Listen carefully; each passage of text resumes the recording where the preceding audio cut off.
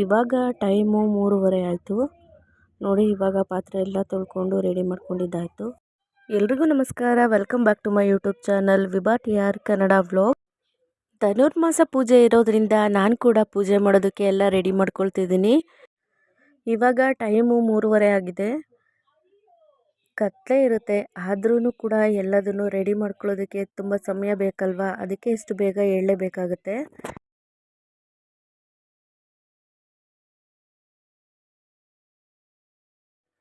ಮೊದಲಿಗೆ ಇವಾಗ ಮನೆಯನ್ನೆಲ್ಲ ಕ್ಲೀನ್ ಮಾಡ್ಕೊಬೇಕು. ಬೆಳಗ್ಗೆ ಸ್ವಲ್ಪ ಬೇಗ ಹೇಳೋದ್ರಿಂದ ಮನೆ ಕೆಲಸಗಳ ಜೊತೆ ಪೂಜೆನೂ ಕೂಡ ತುಂಬ ಚೆನ್ನಾಗಾಗತ್ತೆ. ಈ ತಿಂಗಳಲ್ಲಿ ಯಾರೆಲ್ಲ ಧನುರ್ಮಾಸ ಪೂಜೆನ ಮಾಡ್ತಾರೆ ಅವರಿಗೆ ವಿಷ್ಣುವಿನ ಒಂದು ಆಶೀರ್ವಾದ ಸಿಗುತ್ತೆ ಅಂತ ಕೂಡ ಹೇಳ್ತಾರೆ. ಜೊತೆಗೆ ಧನುರ್ಮಾಸ ಪೂಜೆ ಮಾಡೋದ್ರಿಂದ ಏನೋ ಒಂಥರ ಮನಸ್ಸಿಗೆ ನೆಮ್ಮದಿ. ನಾನಂತೂ ಧನುರ್ಮಾಸ ಪೂಜೆ ಮಾಡೋದನ್ನು ಯಾವ ವರ್ಷವೂ ಕೂಡ ಮಿಸ್ ಮಾಡೋದಿಲ್ಲ. ಏನೋ ಗೊತ್ತಿಲ್ಲ, ಈ ಪೂಜೆ ಮಾಡಿದ್ರೆ ನನಗೇನೋ ಒಂಥರ ಮನಸ್ಸಿಗೆ ನೆಮ್ಮದಿ, ಸಮಾಧಾನ ಸಿಗುತ್ತೆ. ಹಾಗಾಗಿ ನಾನು ಯಾವತ್ತೂ ಪೂಜೆ ಮಾಡೋದನ್ನು ಮಿಸ್ ಮಾಡೋದಕ್ಕೆ ಇಷ್ಟಪಡೋದಿಲ್ಲ. ಇವಾಗ ಮನೆಯೆಲ್ಲ ಕ್ಲೀನ್ ಮಾಡ್ಕೊತಾ ಇದ್ದೀನಿ. ಇದು ನಾನು ಧನುರ್ಮಾಸದ ಮೊದಲನೇ ದಿನ ಪೂಜೆ ಮಾಡ್ತಾ ಇರೋದು. ನಾನು 7ನೇ ತಾರೀಕು ಧನುರ್ಮಾಸ ಪೂಜೆನ ಶುರು ಮಾಡಿದ್ದು. ಏನೇ ಆಗಲಿ, ಪೂಜೆ ವಾರ ಏನೇ ಇದ್ರೂ ಕೂಡ ಮನೆ ಮೂಲೆ ಮೂಲೆ ಕ್ಲೀನ್ ಮಾಡಲಿಲ್ಲ ಅಂತ ಹೇಳಿದ್ರೆ ಒಂದು ನೆಮ್ಮದಿ ಸಮಾಧಾನ ಇರಲ್ಲ ಅಲ್ವಾ ನಮ್ಮ ಹೆಣ್ಮಕ್ಳಿಗೆ. ನನಗಂತೂ ಹಾಗೇನೆ.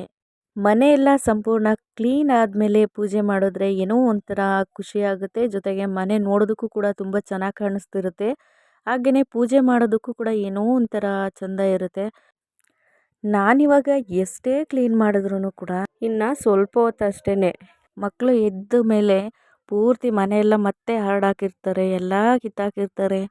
ಏನೋ ಒಂಥರ ಚೆನ್ನಾಗೂ ಕಾಣಿಸ್ತಿರೋದಿಲ್ಲ. ಇನ್ನೇನು ಮಾಡೋದು, ಮಕ್ಕಳಿರೋ ಮನೆ ಇರೋದೇ ಆಗಲ್ವಾ ಅಂದ್ಕೊಂಡು ಸುಮ್ಮನಾಗೋದು ಅಷ್ಟೇ. ನೋಡಿ, ಇವಾಗ ಮನೆಯೆಲ್ಲ ಒರೆಸ್ಕೊತಾ ಇದ್ದೀನಿ.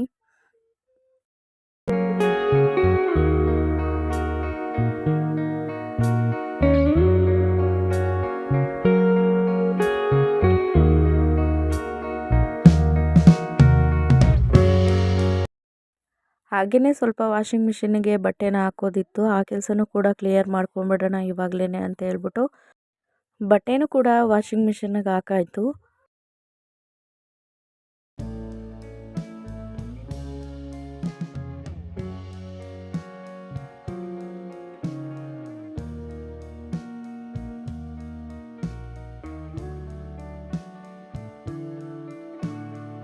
ಫೈನಲಿ ಇವಾಗ ಸ್ನಾನನೂ ಕೂಡ ಮುಗಿಸ್ಕೊಂಡು ಬಂದಾಯಿತು. ಇದಾದಮೇಲೆ ಮೊದಲಿಗೆ ದೇವ್ರ ಪಾತ್ರೆಗಳನ್ನೆಲ್ಲ ಬೆಳಗಿಟ್ಕೊತಿದ್ದೀನಿ. ಚೆನ್ನಾಗಿ ಅದನ್ನು ತೊಳೆದು ಇಟ್ಕೊಂಡ್ರೆ ಪೂಜೆ ಮಾಡೋದಕ್ಕೆ ಬೇಗ ಹೆಲ್ಪ್ ಆಗುತ್ತೆ. ಧನುರ್ಮಾಸ ಪೂಜೆ ಮಾಡೋದಾದರೆ ಪ್ರತಿದಿನ ದೇವ್ರ ಪಾತ್ರೆಗಳನ್ನು, ವಿಗ್ರಹಗಳನ್ನೆಲ್ಲ ತೊಳಿಬೇಕು ಅನ್ನೋ ಡೌಟ್ ಇದ್ದರೆ ತೊಳೆಯೋದೇನೋ ಅವಶ್ಯಕತೆ ಇಲ್ಲ. ಮೊದಲನೇ ದಿನ ಈ ರೀತಿ ಎಲ್ಲ ತೊಳೆದು ಅದಾದಮೇಲೆ ಒಂದಿನ, ನಾನು 2 ದಿನಕ್ಕೊಂದ್ಸಲ ದೇವ್ರ ಪಾತ್ರೆಗಳನ್ನೆಲ್ಲ ತೆಗೆದು ತೊಳೆದು ಪೂಜೆ ಮಾಡ್ತೀನಿ. ನಾನು ಮೊದಲಿಂದನೂ ಮಾಡ್ಕೊಂಬಂದಿರೋದು ಹೀಗೆ, ಈ ರೀತಿ ಮಾಡ್ತೀನಿ. ಕೆಲವರು ವಾರದ ದಿನ ಮಾತ್ರ ತೆಗೆದುಬಿಟ್ಟು ಇನ್ನು ಬಾಕಿ ದಿನ ಹೂವೆಲ್ಲ ತೆಗೆದು ಪೂಜೆ ಮಾಡ್ತಾರೆ. ಪ್ರತಿದಿನ ಹೊಸ ಹೊಸ ಹೂಗಳನ್ನು ಬದಲಾಯಿಸಿ ಪೂಜೆ ಮಾಡಬೇಕು. ಸೊ ನಾನು ಮಾಡೋದು ಈ ರೀತಿ. ಆದರೆ ನೈವೇದ್ಯಕ್ಕೆ ಏನಾದರೂ ಕೂಡ ಮಾಡ್ಕೊಳ್ದೇನೆ ಪೂಜೆ ಮಾಡಲ್ಲ. ಆ ರೀತಿ ಪೂಜೆ ಮಾಡೋದು ಕೂಡ ನನಗಷ್ಟು ಇಷ್ಟ ಆಗಲ್ಲ. ಅದಕ್ಕೇ ನಾನು ಇವಾಗ ನೈವೇದ್ಯ ಮಾಡೋದಕ್ಕೆ ಇವಾಗ ಪಾಯಸ ಮಾಡ್ಕೊತಿದ್ದೀನಿ. ಮೊದಲನೇ ದಿನ ಅಲ್ವಾ, ಹಾಗಾಗಿ ಪಾಯಸ ಮಾಡ್ತಾಯಿದ್ದೀನಿ. ನೀವು ಪಾಯಸನೇ ಮಾಡಬೇಕು ಆ ಥರ ಏನಿಲ್ಲ. ಹಣ್ಣು ತುಪ್ಪ ಮಾಡ್ಬೋದು, ಇಲ್ಲಾಂದರೆ ಅವಲಕ್ಕಿಯಿಂದ ಏನಾದರೂ ಸ್ವೀಟ್ ಮಾಡ್ಬೋದು, ಅಥವಾ ಕೇಸರಿಬಾತು, ಏನಾದರೂ ಆಯಿತು. ನಿಮಗೆ ಏನು ಮಾಡೋದಕ್ಕೆ ಸಾಧ್ಯ ಆಗುತ್ತೋ ಅದನ್ನು ಏನಾದರೂ ಒಂದು ನೈವೇದ್ಯಕ್ಕೆ ಇಟ್ಟು ಪೂಜೆ ಮಾಡಿ, ತುಂಬಾ ಒಳ್ಳೆಯದಾಗುತ್ತೆ. ಒಂದು ಕಡೆಗೆ ಹಾಲನ್ನು ಕಾಯೋದಕ್ಕಿಟ್ಟು ಇನ್ನೊಂದು ಕಡೆ ಶಾವಿಗೆನ ಹುರ್ಕೊತಿದ್ದೀನಿ. ಇವಾಗ ಶಾವಿಗೆ ಎಲ್ಲ ಚೆನ್ನಾಗಿ ಫ್ರೈ ಮಾಡ್ಕೊಂಡಿದ್ದಾದಮೇಲೆ ಇವಾಗ ಹಾಲು ಸ್ವಲ್ಪ ಕಾಯ್ತಾ ಇದೆ. ಹಾಲು ಸ್ವಲ್ಪ ಚೆನ್ನಾಗಿ ಕಾಯ್ದಿದ್ದಾದಮೇಲೆ ಇವಾಗ ಫ್ರೈ ಮಾಡ್ಕೊಂಡಿದ್ದಂಥ ಶಾವಿಗೆನೂ ಕೂಡ ಹಾಕ್ತಾಯಿದ್ದೀನಿ. ಅದಾದಮೇಲೆ ಸ್ವಲ್ಪ ಸಕ್ಕರೆನೂ ಕೂಡ ಹಾಕಿದ್ದೀನಿ. ಇದ್ರ ಜೊತೆಗೆ ಸ್ವಲ್ಪ ಸಬ್ಬಕ್ಕಿನೂ ಕೂಡ ಚೆನ್ನಾಗಿ ಫ್ರೈ ಮಾಡಿಬಿಟ್ಟು ಈ ರೀತಿ ಹುರಿದ್ಬಿಟ್ಟು ಹಾಕಿದ್ರೆ ಒಂದು 2 ನಿಮಿಷಕ್ಕೆ ಚೆನ್ನಾಗಿ ಸಬ್ಬಕ್ಕಿ ಬೆಂದ್ಕೊಳ್ಬಿಡುತ್ತೆ. ಹಾಗಾಗಿ ಸಬ್ಬಕ್ಕಿನೂ ಕೂಡ ಫ್ರೈ ಮಾಡಿಬಿಟ್ಟು ಹಾಕಿದ್ದೀನಿ. ಇವಾಗ ಒಂದು ಸ್ವಲ್ಪ ಏಲಕ್ಕಿ ಪೌಡ್ರನ್ನು ಕೂಡ ಹಾಕಿದ್ದೀನಿ, ಅದು ಸ್ಕಿಪ್ ಆಗಿದೆ. ಏಲಕ್ಕಿ ಪೌಡ್ರನ್ನ ಹಾಕಿ ಆದಮೇಲೆ ಒಂದು 5 ನಿಮಿಷಗಳ ಕಾಲ ಚೆನ್ನಾಗಿ ಬೇಯೋದಕ್ಕೆ ಬಿಟ್ಟು, ಸ್ವಲ್ಪ ಶಾವಿಗೆ ಎಲ್ಲ ಚೆನ್ನಾಗಿ ಬೇಯುತ್ತೆ. ಆವಾಗ ಪಾಯಸ ಒಂದು ಅದಕ್ಕೆ ಬಂದಿರುತ್ತೆ ನೋಡಿ. ಇದಕ್ಕೆ ಇವಾಗ ಕರೆಕ್ಟಾಗಿದೆ. ಈ ಟೈಮಲ್ಲಿ ಫ್ರೈ ಮಾಡಿ ಇಟ್ಕೊಂಡಿದ್ದಂಥ ಗೋಡಂಬಿ, ದ್ರಾಕ್ಷಿ, ಬಾದಾಮಿ ಇದನ್ನೆಲ್ಲ ಹಾಕಿ ಒಂದ್ಸಲ ಚೆನ್ನಾಗಿ ಮುಚ್ಚಳನ ಮುಚ್ಚಿ ಎತ್ತಿಟ್ರೆ ಪಾಯಸ ರೆಡಿಯಾಗೋಯ್ತು. ಇವಾಗ ಪೂಜೆ ಮಾಡೋದಕ್ಕೆ ನೈವೇದ್ಯಕ್ಕೆಲ್ಲ ರೆಡಿ ಆಯಿತು. ಇದಾದಮೇಲೆ ಬಾಗಿಲನ್ನ ಒಂದ್ಸಲ ಕ್ಲೀನ್ ಮಾಡ್ಕೊಂಬಿಡೋಣ. ಬಾಗಿಲು ಸಾರಿಸಿ ನೀರು ಹಾಕಿ ಇವಾಗ ಒಂದು ರಂಗೋಲಿನ ಹಾಕ್ಬಿಡೋಣ.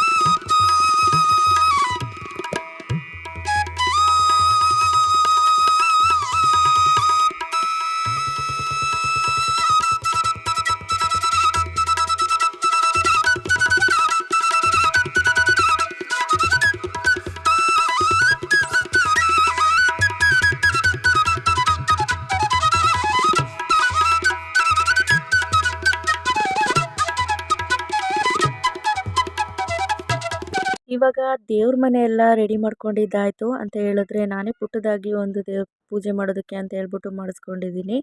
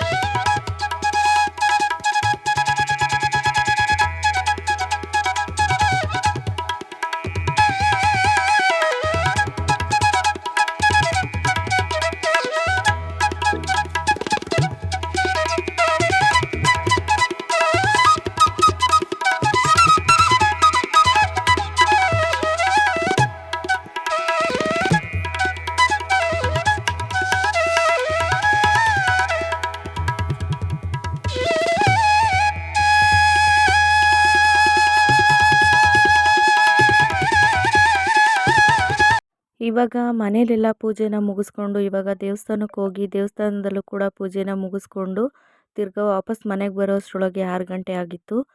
ಇನ್ನೇನು ಮಕ್ಕಳು ಸ್ಕೂಲ್ಗೆ ಹೋಗೋ ಟೈಮಿಂಗ್ಸು 8 ಗಂಟೆ ಅಷ್ಟರೊಳಗೆ ತಿಂಡಿ ಎಲ್ಲ ರೆಡಿ ಮಾಡಬೇಕು ಅಂತ ಹೇಳ್ಬಿಟ್ಟು ಬೇಗ ದೇವಸ್ಥಾನದಿಂದ ಬಂದು ತಿಂಡಿ ರೆಡಿ ಮಾಡಿ ಅದಾದಮೇಲೆ ನನ್ನ ಮಗಳನ್ನ ರೆಡಿ ಮಾಡಿ ಅವಳಿಗೆ ತಿಂಡಿ ತಿನ್ನಿಸಿ ಇವಾಗ ಸ್ಕೂಲಿಗೆ ಬಿಟ್ಟು ಬರ್ತಾ ಇದ್ದೀನಿ. ಇನ್ನೇನು ವ್ಯಾನ್ ಬರೋ ಟೈಮ್ ಆಯಿತು, ಹಾಗಾಗಿ ಕರ್ಕೊಂಡು ಹೋಗ್ತಾ ಇದ್ದೀನಿ. ಇವತ್ತಿನ ಬ್ಲಾಗ್ ಇಷ್ಟ ಆಗಿತ್ತು. ವಿಡಿಯೋ ಇಷ್ಟ ಆದರೆ ವಿಡಿಯೋಗೊಂದು ಲೈಕ್ ಮಾಡಿ, ಶೇರ್ ಮಾಡಿ, ಹಾಗೆಯೇ ನನ್ನ ಚಾನಲ್ನ ಸಬ್ಸ್ಕ್ರೈಬ್ ಮಾಡಿಕೊಂಡು ವೀಡಿಯೋಸ್ನ ನೋಡಿ ಪ್ಲೀಸ್ ಸಪೋರ್ಟ್ ಮಾಡಿ. Thank you all.